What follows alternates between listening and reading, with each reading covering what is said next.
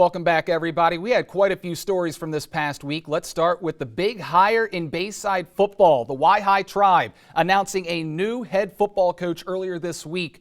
We spoke with Mac McMurdo about his new opportunity at the helm. He spent the last few years as the defensive coordinator, but now he's signed up to be the head man, head of the pack, and the head coach. He told us that he's excited about this new opportunity that's presented to him.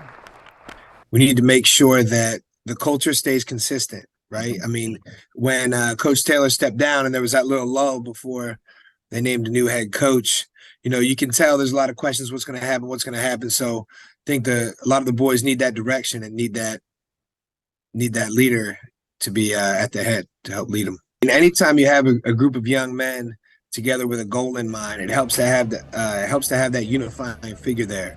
Right. So that they know that there's someone who's leading that charge, getting them right, showing them the right way to do things, putting the work in, putting the effort in. Because if you can lead by example and these kids see how hard that you work, then they'll know it's time for them to do it too. Now he's got big shoes to fill because not only does he have the pressure to keep the momentum going for the Tribe, but he'll have to replace some of those senior leaders who happen to be big standouts for the Tribe last season. Now, we're a long way away from the start of the fall season, but those are challenges that McMurdo says he is already focusing on. We're losing great skill positions. It's impossible to replace a Darius Foreman or a Malik Leatherberry.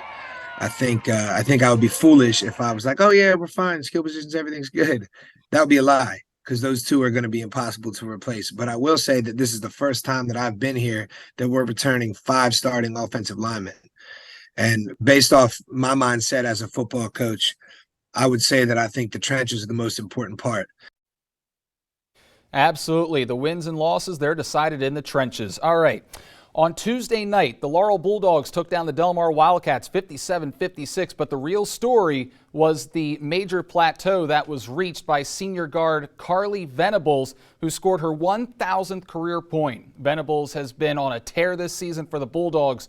She scored a total of 357 points so far this season, 60 tray balls as well, shooting 59% from the line. We spoke with Venables earlier today and asked her how it felt to finally reach that 1,000 point mark. It feels really good. I've been working for it my whole high school career. I've always looked forward to doing it, and like you said, not many people have done it, so it feels good. A lot of excitement. I wasn't positive. That was the last one. I wasn't sure if I needed any more points or not, but then everyone started screaming, so it's very exciting.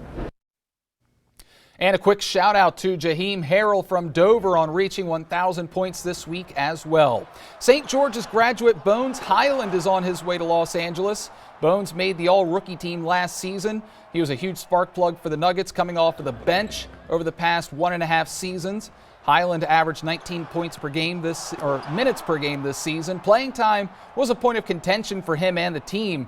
As a senior, he was named the Delaware Player of the Year with the St. George's Hawks and made it all the way to the DIAA state semifinals. And we had some amazing spring-like weather this week, but will it last into the weekend? We'll check in with Chief Meteorologist Rich Werdzik for a look at your forecast. Plus, the Delaware legislature being in recess. We'll hear what one senator wants to have addressed once they resume. You're watching DSI. I'm Joel Parker from Laurel Sports, and you're watching Delmarva Sports Insider.